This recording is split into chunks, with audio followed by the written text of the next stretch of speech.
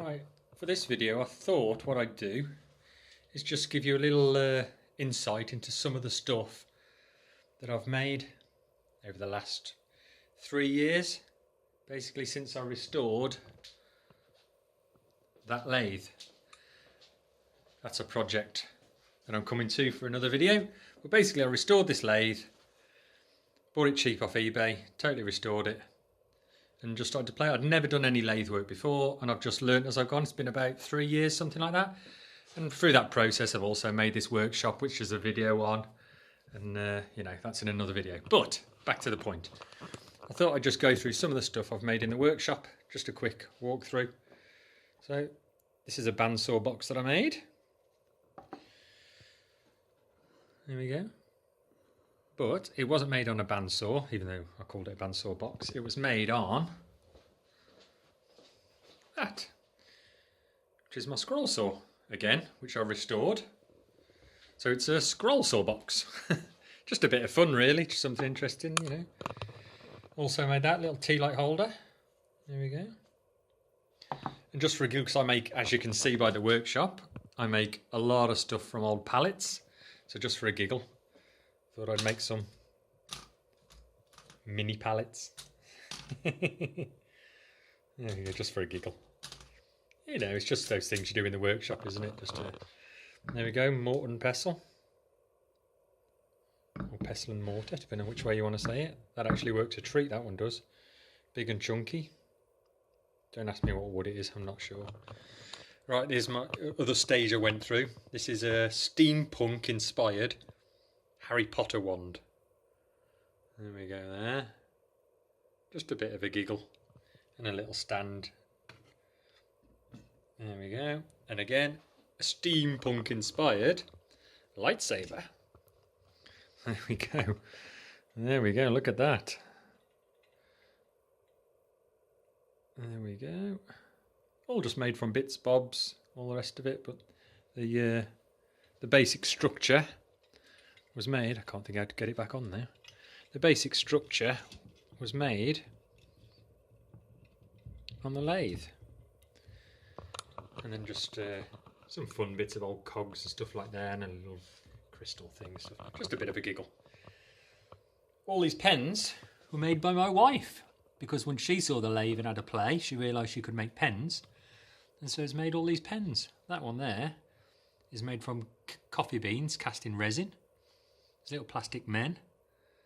She's got some bogwood in there. That one there is made from pencil crayons. Some quite interesting ones there. She's done really well. Fidget spinner, got to be done.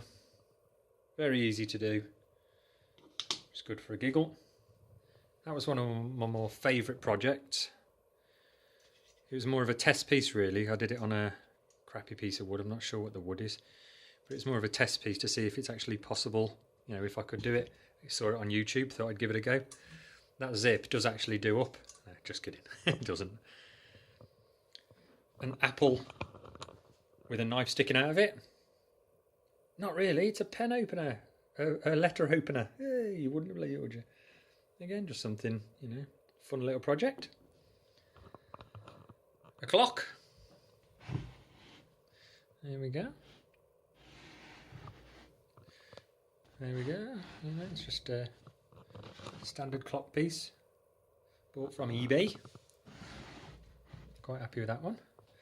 The standard balls. The wife made that one. And the wife made that one. She's done well, really. Those two there are a pair of candlesticks.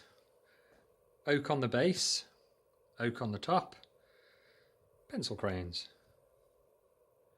I'm very happy with them. They turned out absolutely fantastic, and they're coated, the shine on them, that's actually, I've used car lacquer, polished up on the lathe, and then used polishing compound to get a really nice sheen. So I'm really chuffed with them, really chuffed. And these, if you've watched any of my videos, these were the last videos. This one was done a couple of weeks ago. This is actually made from an old wooden chopping board. It actually turned out really well. And this was the remainder of the wood chopping board. And the first time I tried it, I don't know what you actually call it, but when you've got the holes in the wood, but I'd got the grain the wrong way round. I'd had the grain facing up and I should have had it facing that way, which meant there's a hell of a lot of blowout on all of them, so it didn't quite work, but it was just an experiment. Never done it before. See what happened, and for my first attempt, if I'm honest, I'm really happy with that. But it isn't, you know, professional, but for a first attempt, I'm quite happy. Next time I know, think about which way to face the grain rather than worrying about, you know, just getting the pattern correct. And that's it really. That's the wood turning that I do in the shop. And then these are just other pieces that I make. Like all my lights work off remote, so I made that. And you've got all your little things like that, and you know, just silly little things. You know, stands. Everybody has to have a micro drone in their garage for those moments when you can't think it through. Have a little play with the drone. By the time you've finished, you've figured out what you need to do. All this stuff, and that's really the projects that I do. They're only small projects. I don't really do big projects, making furniture and things like that. I just like doing little projects like this. So that's it really. Hope you enjoyed this little video.